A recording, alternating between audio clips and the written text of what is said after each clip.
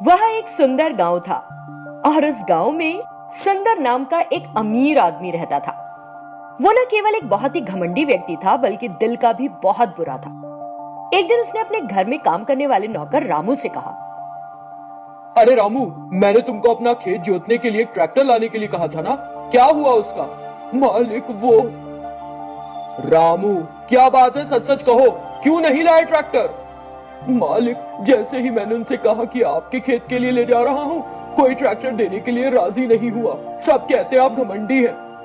तो स्वामी से कहो, उसके पास भी है ना एक ट्रैक्टर, वो हमारी बात सुनेगा। स्वामी ने भी यही कहा मालिक। वो अपनी कमाई के लिए तो हम पर निर्भर है और जब भी उसे पैसे की जरूरत होती है तो हमारे पास आता है और अपना ट्रैक्टर देने में नाटक कर रहा है। मैं सिखाता हूँ उसे सबक। अगले दिन सुबह स्वामी ने अपने ट्रैक्टर को टुकड़े टुकड़े पड़े देखा। ये देखकर वो परेशान हो गया। हे भगवान, ये किसने किया? अब मैं कैसे करूंगा अपना काम? ऊपर वाले, ये मेरी कमाई का एकमात्र जरिया था। मैं अपने ट्रैक्टर के बिना अपने परिवार की जरूरतें कैसे पूरी करूंगा? ये कहकर वो रोने लगा। इस बीच आकाश में एक रोशनी दिखाई दी और एक आवाज सुनाई दी, स्वामी, परेशान मत हो। एक ही पल में वो ट्रैक्टर बहुत बड़ा हो गया और अंगारे बरसाने लगा, जिसे देखकर स्वामी हैरान रह गया। चलो दोस्त, मुझे अपने खेत ले चलो। स्वामी ने कहा ठीक है और उस पर शान से बैठ गया। वो ट्रैक्टर अंगारे बरसाते हुए ऊपर उठा और हवा में उड़ने लगा। फिर वो स्वामी के खेत में उतर गया। स्वामी ने उस ट्रैक्टर से अपने खेत की जुताई की और सारा काम पूरा कर लिया। फिर उसने उस ट्रैक्टर से कहा, बहुत बहुत धन्यवाद दोस्त, तुम्हारे कारण मेरा काम पूरा हो सका। चलो अब चले। ठीक है दोस्त, चलो चलते हैं, आओ बैठो। उसने कहा ठीक है और उस पर फिर बैठ गया। वो ट्रैक्टर फिर से हवा में उड़ा और ठीक उसके घर के सामने उतरा।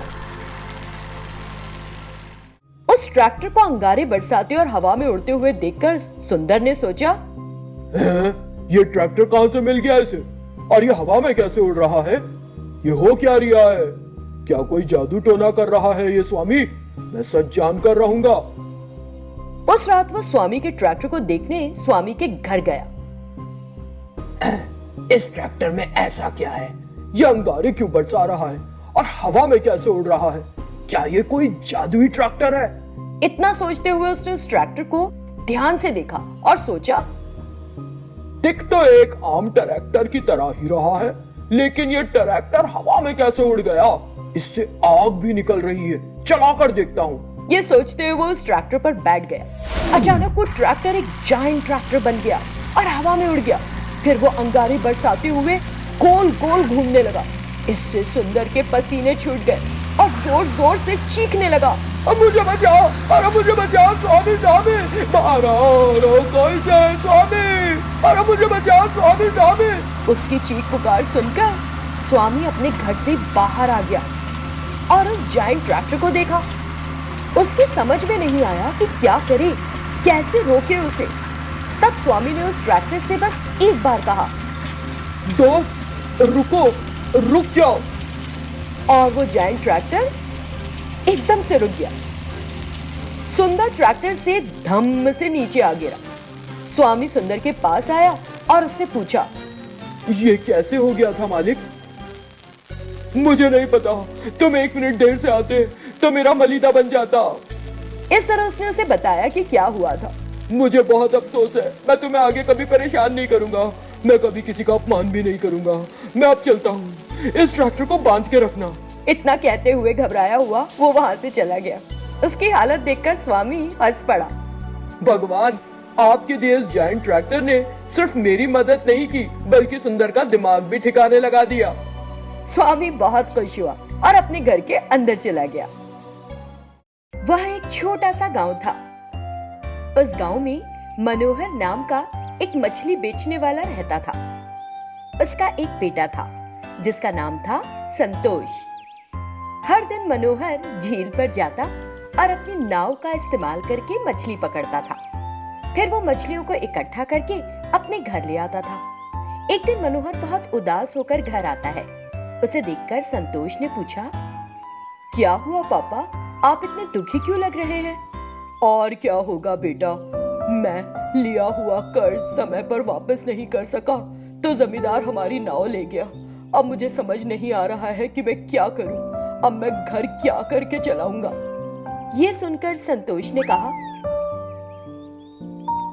चिंता मत करो पापा, मैं हूं ना, सब ठीक कर दूंगा। हमें हमारी नाव भी वापस मिल जाएगी, आप बिल्कुल फिक्र ना करें। इतना कहते हुए वो मछली पकड़ने का जाल लेकर घर से निकल जाता है। फिर उसे एक चिकन की दुकान दिखती है। संतोष ने उसके पास जाकर कहा, सुनो भैया, मुझे 1 किलो चिकन दे दो जरा। ये कहते हुए उसने उसे पैसे दिए और चिकन ले लिया। फिर संतोष झील पर चला गया और उस चिकन को झील के पानी में डाल दिया।